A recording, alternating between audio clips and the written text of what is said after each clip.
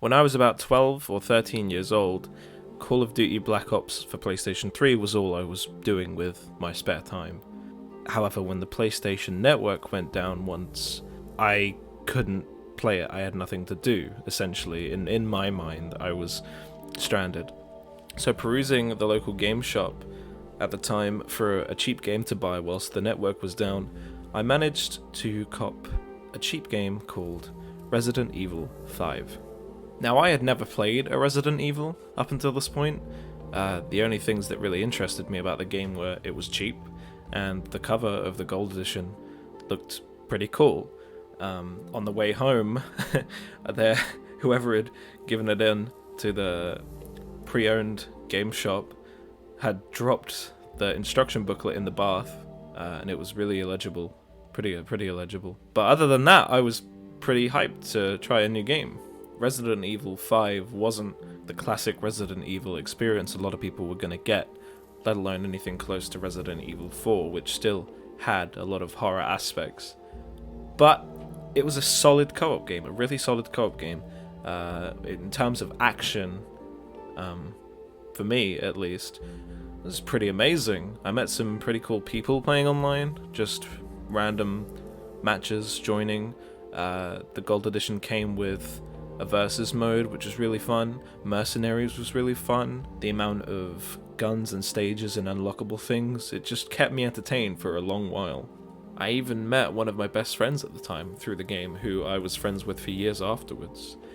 So when I heard they were making a Resident Evil 6, and it was going to have returning characters, new characters, an amazing looking graphical masterpiece of action and excitement and zombies and China and explosions, and in any case, I was super excited for Resident Evil 6. Didn't actually buy it for years afterwards until the same friend convinced me to, and that itself was a whole other experience. The Mercenaries in Resident Evil 6 was great.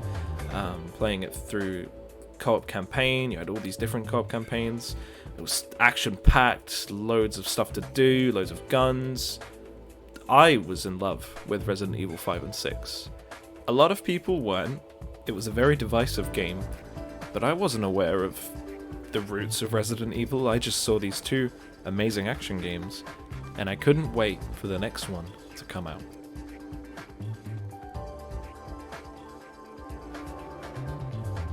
Resident Evil Operation Raccoon City was also being advertised around this time, and being a 14-year-old, I just saw it as this edgy, dark, cool evolution of the Resident Evil game I had played, with all these cool characters, and they were quipping. I had no idea what was going on, because I hadn't played Resident Evil 2 or 3, but it looked amazing, and the introduction cutscene that they showed during the trailers at the time, at least I remember seeing, had me on board. I was super excited. Then the game came out, and I didn't play it for a couple of years afterwards, for whatever reason, and I got 20 minutes into the game, and just turned it off, and I don't want to talk about that game anymore, because it's disappointing. Yeah, let's go with that. Around this time, I did actually pick up Resident Evil 1 The Director's Cut for a couple of pounds on the PlayStation Store for my PlayStation 3, just because I was interested, and I had a couple of pounds in my pocket to spare. And I didn't really play it for more than 20 minutes as well, because either I was too scared during that sitting, it was late at night, or something about it just rubbed me the wrong way. I also managed to pick up one of the films, Resident Evil Degeneration, for a couple of pounds at a local charity shop, and it didn't really entice me either. There was a mobile game I remember playing of the same story as that film, and around this sort of time my Resident Evil enthusiasm was really fizzling out. Now, I didn't get a PlayStation 4 or even a Windows computer until 2019, but I knew about Resident Evil 7 when it came out and followed it slightly, and it looked incredible, like a whole new experience, the way it handled the atmosphere, the gameplay, the mechanics, the characters, the story.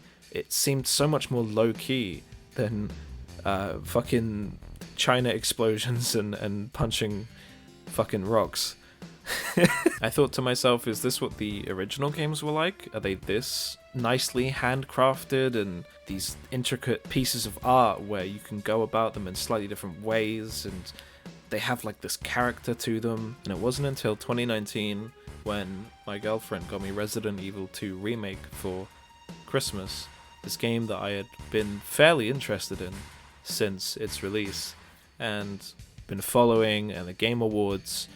I was already planning to buy the game, but she was kind enough to buy it for me, which I returned the favor for by buying her Resident Evil 5 and playing that with her. I don't think she's super, I don't think she feels the same way about that game that I do.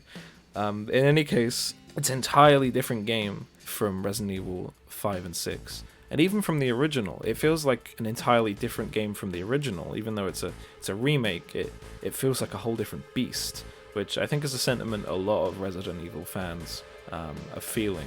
Resident Evil 2 Remake has actually almost single-handedly inspired me to look into purchasing Resident Evil 1 Remake, which originally released on the GameCube, but looks really nice on the PC. I'm gonna definitely look into copping that because it looks just amazing. And I can't wait to try out Resident Evil 1 in this subjectively superior version. It's been a long time coming after the failed attempt I had all those years ago, and I'm really excited after Resident Evil 2. And that's not to mention Resident Evil 3 Remake, which was recently announced, and it's coming out fucking in March, I think? March of 2020, which is just a snowstorm of games, but it's definitely one I'm looking forward to. The characters, Jill and Nemesis, and all of the shit that happens in that game is super exciting, and I can't wait to experience it and see it all happen in that really fantastic RE engine. Overall, this video is a bit disjointed. It's a bit of a mess.